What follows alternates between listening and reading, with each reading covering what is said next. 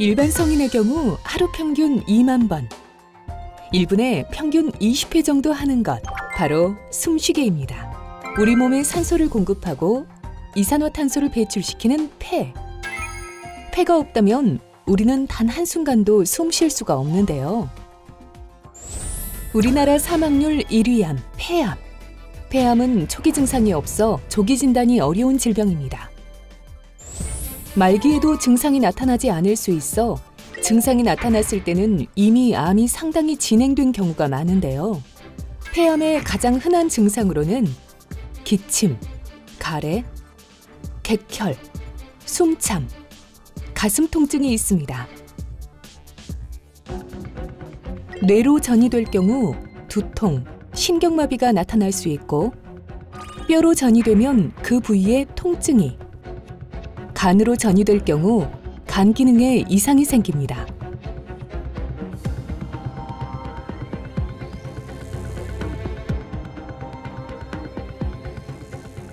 폐 안에는 감각신경이 없어서 폐 안에 암덩어리가 자라도 증상을 느끼지 못합니다.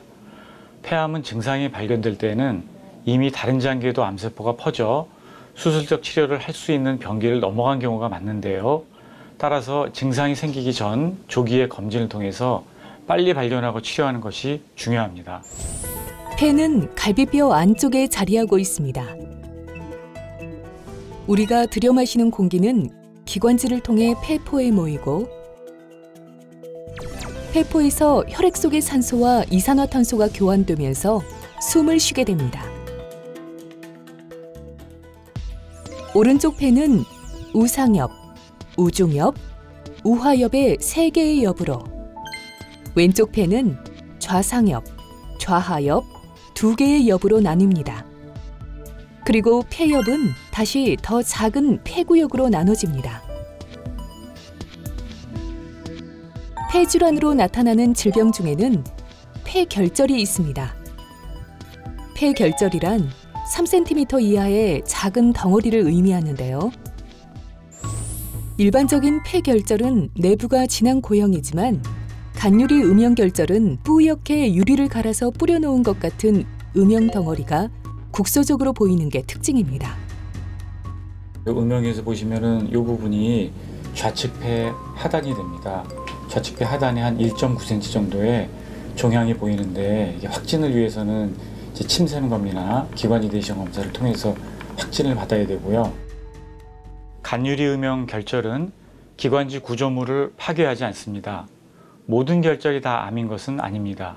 단순한 염증인지 폐렴이 지나간 자리인지 유심히 관찰하고 필요하면 수술을 결정해야 하는데요. 문제는 전암성 변경과 조기 폐암도 간유리 결절로 보일 수 있다는 것입니다. 크기에 따라 다르지만 간유리 결절의 약 50% 정도는 서서히 폐암으로 진전되거나 폐암 전 단계 병변일 가능성이 있습니다. 그렇다고 무턱대고 걱정할 필요는 없는데요. 염증성 병변의 경우에는 많게는 50% 정도의 환자는 첫 1개월에서 3개월 동안 없어지거나 작아지는 경우가 흔하기 때문입니다. 단 3개월 이상 지속하면 폐암 전문의와 상의하면서 정기적으로 관찰을 해야 합니다. 폐암은 기관지나 폐에 생기는 악성 종양인데요. 종양의 크기, 림프절과 다른 장기로의 전이 여부에 따라 1기에서 4기로 나뉩니다. 폐암은 림프절이나 혈관을 통해 뇌, 간, 부신, 뼈 등 다른 장기로의 전이가 빠릅니다.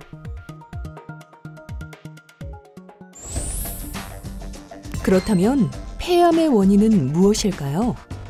폐암의 가장 큰 위험인자는 흡연인데요.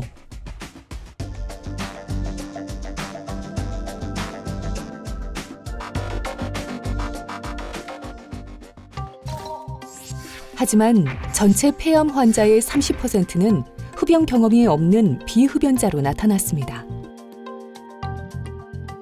폐암은 담배를 피우지 않아도 걸릴 수 있습니다. 폐암 환자의 대부분이 담배를 오래 피운 남성이지만 최근 전혀 흡연하지 않는 여성 폐암 환자가 크게 늘고 있는데요. 담배를 피우지 않았는데도 여성 폐암 발병률이 높은 것은 고령화, 간접흡연, 대기오염, 요리할 때 발생하는 연기, 라돈, 유전적인 요인 등이 원인으로 추정되고 있습니다. 흉부 CT에서 폐암이 의심된다면 확실한 진단을 위해 조직 검사를 합니다. 조직 검사를 통해 폐암을 진단했다면 암이 얼마나 진행되었는지 알아보기 위해 펫CT, 뇌 MRI, 뼈 스캔 등의 검사를 시행하는데요. 우리나라도 30년 이상의 흡연력을 가진 고위험군을 대상으로 저설량 흉부 CT를 이용한 폐암 선별 검사를 매년 시행하도록 권고하고 있습니다. 좌측 상부에 이렇게 보시다시피 종양이 보이는데 종양 크기가 아직은 3cm 정도로 되고 임파선에 지금 전이가 없는 상태라서 입원하셔서 수술적 치료를 하게 되면 완치 가능성이 충분히 있습니다. 기관지 내시경 초음파 검사는 왜 하나요? 만약 림프절 전이가 있다면 수술을 못하게 되는 경우가 많습니다.